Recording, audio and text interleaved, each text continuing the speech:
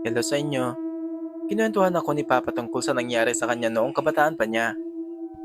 Noong unang panahon, sa daanan papuntang bundok, may isang napakalaking puno ng dalakit. Marami raw nagkakakita rito, pero kakaunti lang ang nagtatangkang lumapit, lalo na sa gabi.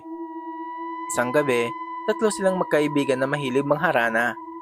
Sabi ng isa nilang kasama, subukan nating haranain yung dalakit. Akala ni Papa, biro lang, pero game rin sila. Habang kinukuskus nila ang kulili at nagsisimulang ng kumanta, biglang nagliwanag ang malaking puno. Parang may sariling ilaw na nagbumula sa loob. Dahil sa gulat at takot, nagtakbuhan si Papa at isa pa nilang kasama. Pero yung isa nilang kaibigan, naiwan sa tabi ng puno. Ayon sa kaibigang naiwan, hindi raw basta-basta ang nakita niya. Parang bumukas ang malaking puno at sa loob nito ay may malaking bahay na kasing ganda ng palasyo. Lahat ng kagamitan, pinggan, kutsara, tinidor, upuan, tila gawa sa ginto. May tatlong dalagang nakaputi at sobrang magaganda ang lumapit sa kanya. Para silang diwata, pinapasok siya at pinaupo sa mahabang mesa. Maya-maya, lumabas ang isang matandang lalaki, tila ama ng tatlong dalaga. Sinabihan nito ang mga babae na pakainin siya. Agad siyang dinalhan ng napakaraming pagkain. Sari-saring ulam, prutas, at walang tigil na pag-agos ng mainit na kanin. Halos lahat ay sinubukan niyang tikman, pero laking pagtataka niya, lahat ng pagkain ay matabang. Dahil sa sobrang pagkagutom niya, at sinabi nito'y, "May asin po ba kayo?"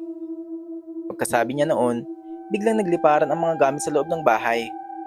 Nawala ang tatlong dalaga, naglaho rin ang ginto at pagkain. Nang magmulat siya, wala na ang palasyo. Pero laking gulat niya nang makita ang sarili na nasa pinakataas na siya ng sanga ng dalakit. Yung mga kutsara at tinidor na hawak niya ay naging mga patpat na lamang. Hindi siya makagalaw dahil alam niyang kapag nadalas siya, siguradong patay siya sa pagkakahulog. Samantala, sina Papa at ang isa pa nilang kaibigan ay nagbalik para hanapin siya. Nakita nilang nakadukmo ito sa sanga, nanginginig at hindi makababa. Tinawag nila ang isang lalaking nangunguha ng ibon, yung ibong tinatawag nilang parot, dahil bihasa ito sa pag-akyat sa mataas ng puno. Sa tulong nito, ligtas nilang naibaba ang kaibigan. Simula noon, kahit sino sa kanila, hindi na muling lumapit sa dalakit na yun. Hindi lahat ng magaganda ay dapat mong lapitan. Maging mag-ingat sa mga lugar na hindi mo pa kilala, lalo na paggabi. May mga bagay sa mundo na mas mabuting iwasan kaysa pagsisihan. Yun lamang po ang aking kwento. Salamat po sa pakikinig. Sa mga nais na magbahagi ng kwento, paki-message lang ako dito sa account na to. Salamat!